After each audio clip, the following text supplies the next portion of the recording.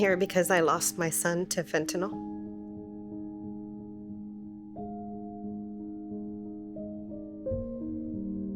He was smart, adventurous, he loved animals.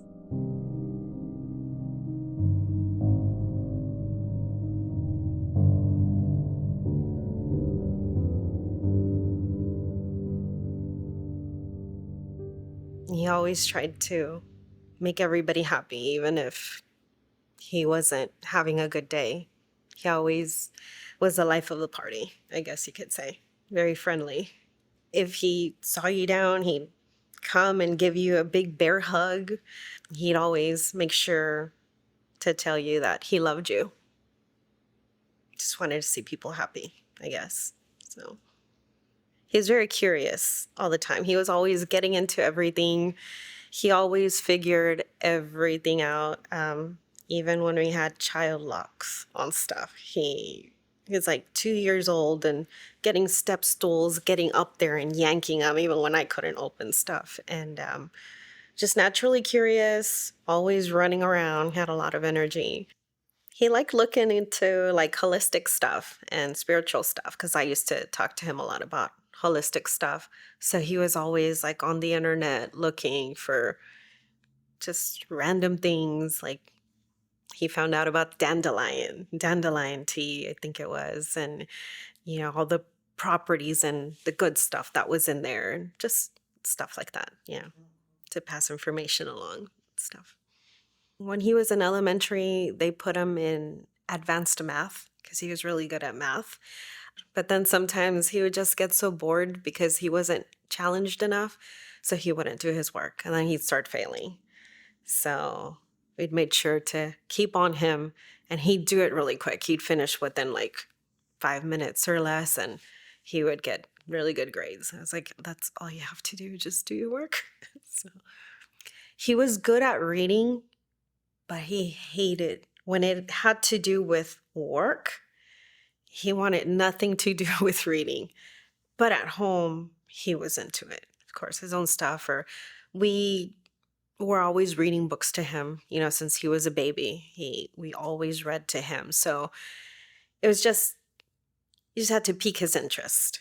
And then he'd get going, and he was always researching whatever he wanted to research. And sometimes as he got older, that's when we were kind of getting upset because we were like, then he started getting curious about drugs. I guess somebody gave him drugs, and then he started researching properties and everything, and he tried to lecture us on drugs. And we're like, let's try to change the subject. We understand, you get it, but why don't we change the subject and talk about something else, because now all you talk about is drugs. At that point, we had already found him once with an overdose, but at the time we didn't know what it was. We didn't know it was fentanyl. We had taken him to the hospital. I found him near death. We took him to the ER. We're there for like a week, and he couldn't move his entire left side. He couldn't hear, he couldn't see. So I had to pretty much reteach him and take him to so many doctors. And I had a friend also who helped me. I was pretty much giving him therapy at home, some exercises that I was thinking of, and then she'd help us also because she's a Pilates instructor, and she was helping him with Pilates, and that both of those things helped him get back up. But they did tests on him and everything, and that's why we had no idea what was going on. They just said he had like a stroke or something. They did drug tests. They did a urine test, a blood test. They ran all kinds of tests, and they didn't find anything at all in his system. And we didn't know about fentanyl. We had never heard about fentanyl. They said everything's clean, so we don't know what happened. He just had like a stroke or something. And then it happened again, like a year after or something. And that's when we found out it was fentanyl, and that first time had been fentanyl too. I mean, he got diagnosed also with bipolar and borderline personality disorder and ADHD, a few other things. So he was saying that it would kind of help quiet his brain, or what was going on in his head. Like he just wanted kind of like an out from that. He was going to therapists, and we took him to some hospitals so they could help him with his mental issues. Um, didn't really seem to help. Um, and then some of the meds that they gave him weren't good. At some point, some medications that they gave him made him way worse. And he became very aggressive. Not this year that just passed, but the previous year. They had given him some of those meds, and he got he got so aggressive, and he was just out of control. And it was a New Year's. For about 3 days, my husband and I didn't get any sleep because he was so out of it. He kept trying to kill himself. Those 3 days, we had to call the police. Um, he was trying almost everything. So I took him off the meds. And as soon as I took him off, he started doing better. It was scary. He was trying to light himself on fire in front of us and do so many other things. Because he was going through a lot of stuff. He just wanted it to stop. The doctors didn't want me to get him off the meds.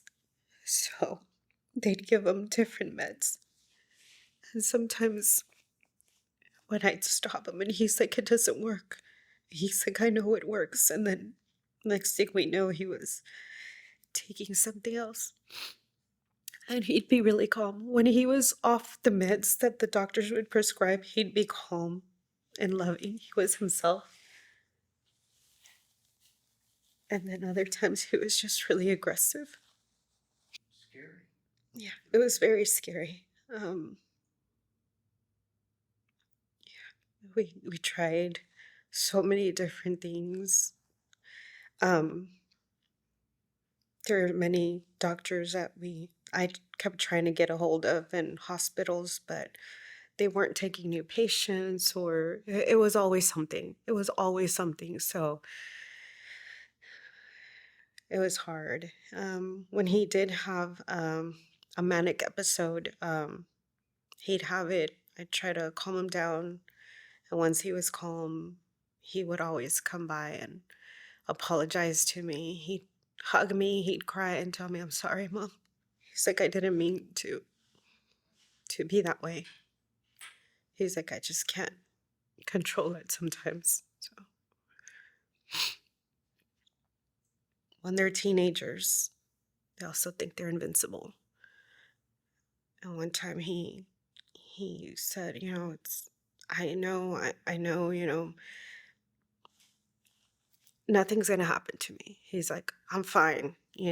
I've already had overdosed 3 times already. And I told him, you can't do that, because what if, he wasn't doing it on purpose, but if it had it, I guess. And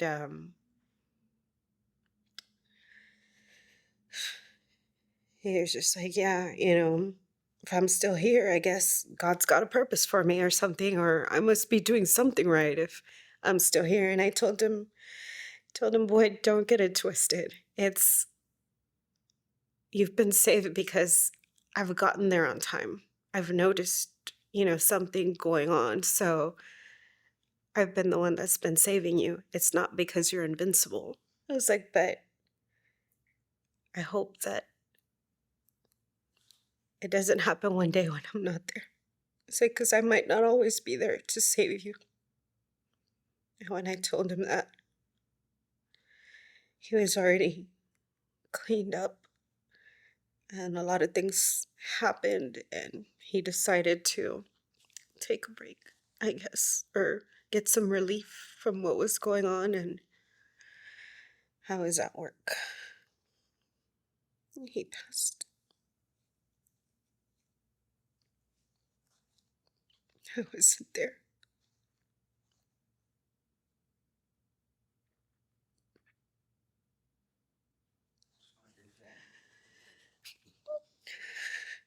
I feel like it is because I felt that something was wrong.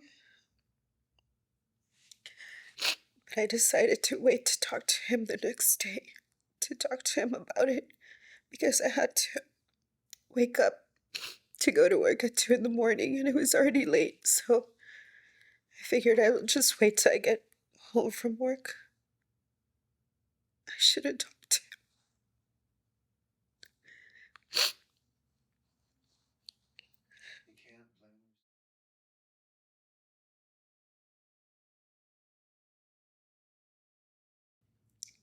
He took, I guess he was trying to get a Percocet from somebody, and it was laced with fentanyl. And according to the death certificate, it was also laced with heroin.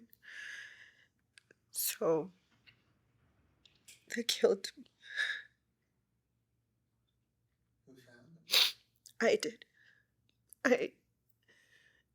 I wasn't supposed to work that day, but they asked me to, and I was like, okay, that's fine. I'm, you know, he's been doing really good. Both of my kids are doing great, so I want to make sure they have a good Christmas. So I'll go in and work, and then they said you could work even longer, so it's like, okay, I'm gonna give them the best Christmas they've ever had. And while I was at work, so I go in at 3 in the morning, and I just kept having this feeling. And around 5 in the morning, I don't know why, when I was on my break, I started praying for him. I don't know, I just felt the need. And then I stopped myself and I was like, I don't really need to worry about him anymore. He's doing really good. He's doing great. And I kept it out of my head. And then maybe like an hour or two later, he popped in my head again and I started getting chest pains. And I messaged my husband. He messaged me good morning, and I messaged my husband and I was like, hey, is Zarek awake? And he's like, no. And I was like, that's weird because he's usually awake by this time. He's like, it's the weekend. He's not going to be awake. And I told him it doesn't matter. He's always awake early. He's like, just leave him alone. Just let him sleep. I was like, okay. And then around 9, again, my husband texted me and I again asked him, has Zarek gotten up? He's like, no. I was like, maybe you should check on him. Because I just kept getting this feeling and I was getting chest pain. And I was like, maybe you should check on him. I don't know. He's like, he's fine. You're just getting worried over nothing as usual. I was like, just check on him. He's like, just let him sleep. Let him sleep. Don't bother him. So I was supposed to get out of work at 11:30 and I stayed till 1:30. And I got home and my husband's like, yeah, I'm going to make you something to eat. And I had told him no, but he's like, you haven't had anything. Let me make you. And he started actually making bacon and eggs. And I know that when he's cooking bacon, Zarek comes running down. But Zarek didn't come down. So I asked my husband again. I was like, has Zarek taken a shower or something? And he's like, just let him sleep. And I was like, no, this isn't right. So I got up and I was like, let me just give him his meds. I got up, I went to get his meds, and I walked in his room. His room's always cold.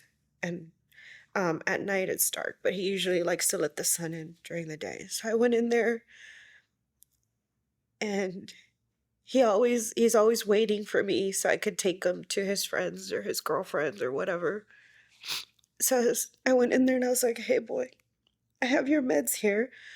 Did you want me to take you to Ella's or pick up Ella so we can, go do stuff, and we'll open the gifts tonight? Because my daughter was going to go with her girlfriend. She was going to take off that weekend or something. And I was like, we'll open gifts. And he didn't respond. And I said it again. He didn't respond. And I saw something coming out of his mouth. And when I got close to look, I noticed it was foam. So I was already getting that feeling. And when I touched his hand, it was cold. It was hard already. So I knew he was gone. He died around the time when I was getting that feeling. And my husband said that the cat went in the room, which he never does, and he was meowing, trying to get my husband's attention. And my husband just kind of kicked the cat out of the room, and the cat went straight to Zarek's room and came back out and went to call my husband again. My husband kicked the cat out, and then my husband got up to exercise, which we have the exercise room next to Zarek's room. And since Zarek's door was a little open, and my husband was going to turn on the light, so he went and he closed the door. And he was exercising, and I think around that time, Zarek was passing.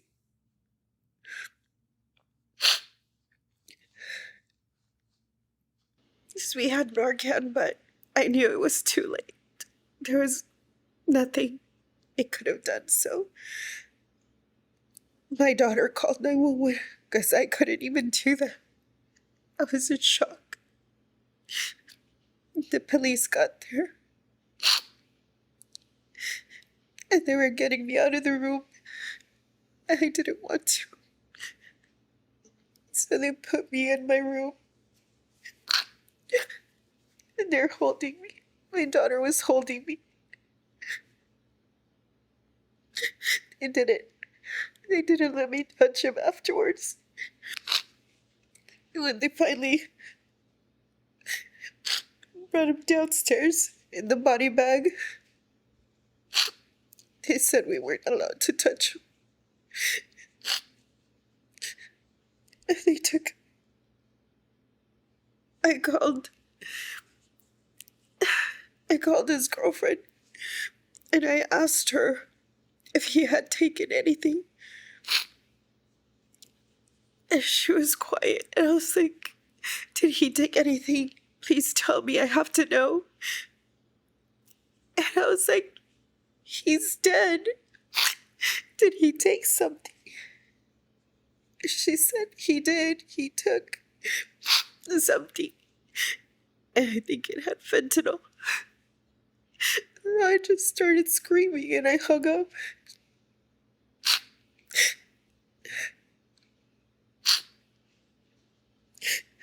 And when the toxicology report came back, it said it was fentanyl. I don't think he was looking for that day, but he just wanted a perk, I guess. And he just took it. And I don't know. I think he knew it had fentanyl, and he just, like I said, he figured nothing was going to happen to him. So he took it.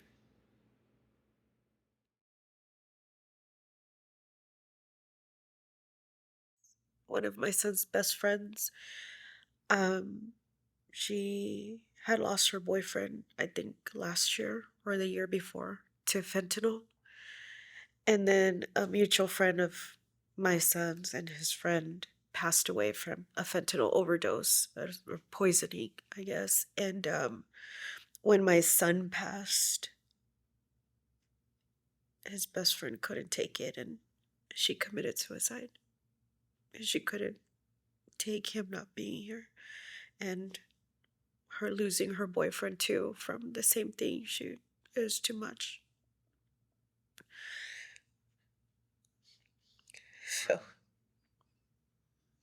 So it's like we lost both kids because the effects of the drug, you know. It doesn't just affect the person taking it.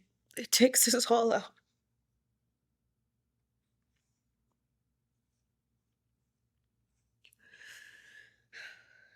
Just the night before my son passed, he was talking about his plans, what he wanted to do in this, the next few months at least.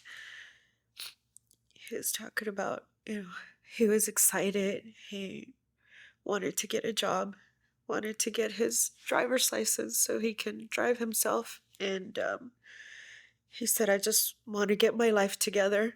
He's like, but I'm going to take it slow. He's like, I don't want to rush things and overwhelm myself. So he's like, I'm going to take little steps. In doing that, he's like, and once I graduate and everything, I want to get my own place. He wanted to hopefully get married and have a couple of kids and pets and stuff. So I just told him, one thing at a time. Let's concentrate on this. And he got home and he asked us if we needed anything from him, any chores or anything before he went to bed. And I told him, no, it's been a long day. We need to go to sleep. We're good. And I went to his room. He was on the phone with his friends, laughing, having a good time. I gave him his meds. I gave him a hug and a kiss. Told him good night, that I loved him. And I went to bed. And when I went to bed, I kept feeling like something was off and that I needed to talk to him. But I was like, I'll just save it for tomorrow. I'll save it for tomorrow. And it didn't happen.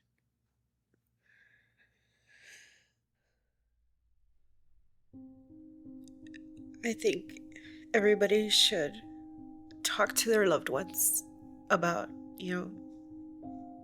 the dangers of fentanyl, and we're not invincible. I know some people are saying out there that them or somebody they know can sometimes take like 20 fentanyl pills and does nothing. And how can some people die off of one? But different tolerance for one, and others don't have, what some have, and some are mixed with so many other things. A lot of people, I know there were some kids who knew that my son had taken something or was gonna take something, but nobody came forward because they were afraid that my son was gonna be mad, that they told on him. And they're hurting now because they wish they would have. I can't blame them for that because I understand. I totally understand. So I'm not angry at anybody.